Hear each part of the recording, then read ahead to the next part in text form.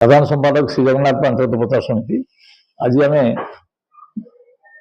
अति उल्लास उद्यापन सह पांचरत्न प्रचार समितिर सप्तम वार्षिक उत्सव महासमर पालन कलु।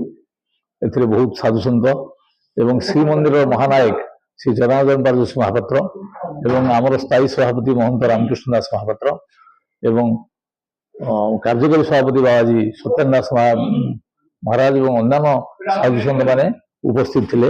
आम गहन खंडपड़ा विधायक मान्यवर खंडपड़ा विधायक श्री दुष्यंत कुमार साई स्मृति वाचन रखिते एवं ओडिशार विभिन्न प्रांतरू आमर जगन्नाथ प्रेमी जगन्नाथ भक्त माने आसी जोग देते एवं समस्त महाप्रसाद प्रसाद जोगाड़ तेणु से समस्ते कार्य समापन पर आमर वार्षिक उत्सव पर प्रसाद खाई निज निज घर करेंगे।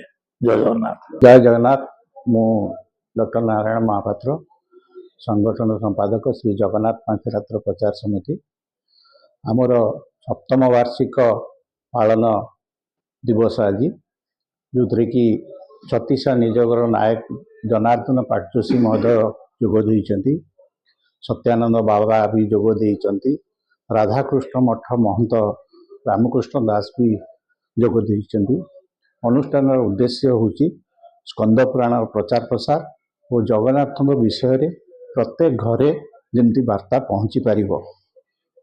आमर उद्देश्य सारा भारत राज्य एवं भारत बाहर मध्य जगन्नाथंकर केमती प्रचार होई पारिबो प्रचार और प्रसार हो पारिबो सेथिपई आमे चेष्टा करिचु।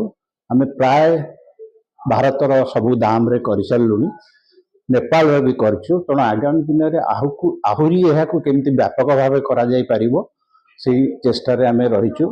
आजिर जो कार्यक्रम थिला समस्त को आमे धन्यवाद जनाऊचु जो एते दिन धरिकी जो विश्वास रखिथिले जगन्नाथ पांचरत्न प्रचार समिति उपरे आमे ताहा आगामी दिन में करिबु। समस्त को धन्यवाद।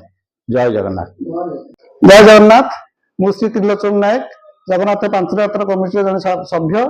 आज आम जगन्नाथ पांचरत्न प्रचार समिति सप्तम वार्षिक पालन कर अवसर में आज आम राधा वल्लभ मठर महंत महाराज जोग देते सत्यानंद दास महाराज आज जनार्दन पाटजोशी महोदय आसुँच बहुत संख्यार भक्त जोग देते प्रवचन शुणुंट प्रभु नाम प्रसार कराई स्कंद पुराण आधार में बाबा आम प्रवचन देते समस्त मन बहुत खुशी अच्छी प्रभु आशीर्वाद रखुच्छे। जय जगन्नाथ।